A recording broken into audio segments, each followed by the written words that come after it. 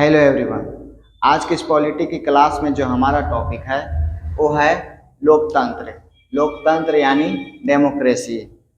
इस क्लास में हम जानेंगे लोकतंत्र के बारे में और लोकतंत्र के प्रकार के बारे में।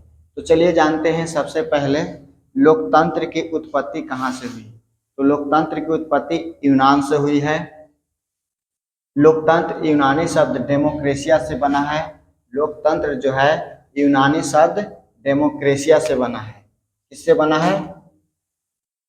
डेमोक्रेसिया से बना है। यूनान में डेमोस का जो अर्थ होता है, यूनान में डेमोस का जो अर्थ होता है वो आपको लोग होता है। क्या होता है? लोग। यूनान में डेमोस का अर्थ लोग होता है और क्रेसिया का अर्थ होता है शासन। फिर से सुनिएगा, लोकतंत्र यूनानी शब्द डेमोक्रेसिया से बना है। यूनान में डेमोस का अर्थ होता है लोग और क्रेसिया का अर्थ होता है शासन। अर्थात हम कह सकते हैं कि लोकतंत्र का अर्थ है लोगों का शासन। लोकतंत्र का अर्थ क्या है? लोगों का शासन। चलिए बात करते हैं कि लोकतंत्र होता क्या है।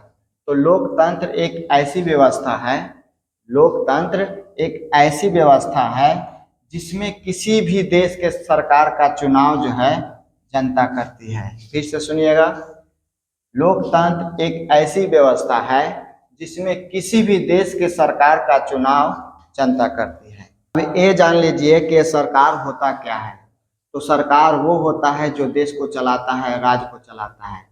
और सरकार तीन प्रकार के होते हैं। पहला जो है वो है राजतंत्रीय सरकार, और राजतंत्रीय सरकार में निर्णय लेने की जो शक्ति होती है वो राजा रानी के पास होती है। दूसरा जो है वो है तानाशाही सरकार, और तानाशाही सरकार में निर्णय लेने की शक्ति जो होती है सिर्फ और सिर्फ एक व्यक्ति में होती है, जो आप सरकार जिसको बनाते हैं। वो तानाशाही सरकार भी हो सकती है। तीसरा जो है वो है सरकार लोकतंत्रीय सरकार, और लोकतंत्रीय सरकार में लोग ही सरकार को चुनते हैं और लोग ही सरकार को हटा भी सकते हैं। चलिए ये तो था सरकार के बारे में। लोकतंत्र, जो भी देश लोकतांत्रिक व्यवस्था को अपनाता है वह लोकतांत्रिक देश कहलाता है। याद रखिएगा, जो भी देश लोकतांत्रिक व्यवस्था को अपनाता है वह लोकतांत्रिक देश कहलाता है। अब्राहम लिंकन के द्वारा क्या कहा गया लोकतंत्र के बारे में? अब्राहम लिंकन ने बताया कि लोकतंत्र जनता के लिए एवं जनता द्वारा शासित शासन है। लोकतंत्र की अगर बात करें तो लोकतंत्र दो प्रकार के होते हैं। पहला जो है प्रत्यक्ष लोकतंत्र, जिसको हम अंग्रेजी में डायरेक्ट डेमोक्रेसी कहते हैं, और दूसरा जो है वो है अप्रत्यक्ष लोकतंत्र, जिसको हम अंग्रेजी में इनडायरेक्ट डेमोक्रेसी कहते हैं। चलिए अब जानते हैं कि प्रत्यक्ष लोकतंत्र होता क्या है। तो प्रत्यक्ष लोकतंत्र वहाँ संभव है जहाँ की जनसंख्या कम हो। प्रत्यक्ष लोकतंत्र वहाँ संभव है जहाँ की जनसंख्या जो हो वो क्या हो? कम हो। प्रत्यक्ष लोकतंत्र छोटे राज्यों के लिए संभव है, याद रखिएगा। और प्रत्यक्ष लोकतंत्र में आपको आता है स्विट्जरलैंड।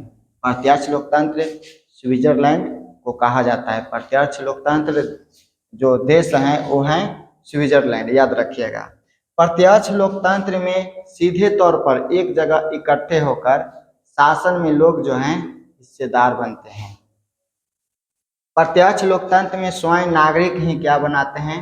कानून बनाते हैं। प्रत्यक्ष लोकतंत्र में स्वयं नागरिक ही कानून बनाते हैं। प्रत्यक्ष लोकतंत्र की अगर बात करें तो प्रत्यक्ष लोकतंत्र में जनता और सरकार में कोई अंतर नहीं देखने को मिलता है। अब बात करते हैं अप्रत्यक्ष लोकतंत्र के बारे में। तो अप्रत्यक्ष लोकतंत्र यानी इनडायरेक्ट डेमोक्रेसी के बारे में। तो अप्रत्यक्ष लोकतंत्र में लोग अपने प्रतिनिधियों को चुनकर शासन व्यवस्था में हिस्सेदार बनाते हैं। याद रखिएगा, अप्रत्यक्ष लोकतंत्र में लोग अपने प्रतिनिधियों को चुनकर शासन व्यवस्था में क्या बनाते हैं, हिस्सेदार बनाते हैं। अप्रत्यक्ष लोकतंत्र में नागरिक के प्रतिनिधि कानून बनाते हैं। याद रखिएगा, अप्रत्यक्ष लोकतंत्र में नागरिकों के प्रतिनिधि जो हैं वो क्या बनाते हैं, कानून बनाते हैं। और अप्रत्यक्ष लोकतंत्र बड़े राज्यों या देशों के लिए संभव है। प्रत्यक्ष लोकतंत्र स्विट्जरलैंड है, अप्रत्यक्ष लोकतंत्र हमारा भारत है। तो ये हमारा था लोकतंत्र के बारे में कि लोकतंत्र की उत्पत्ति कहाँ से हुई है और लोकतंत्र होता क्या है और लोकतंत्र के प्रकार के बारे में।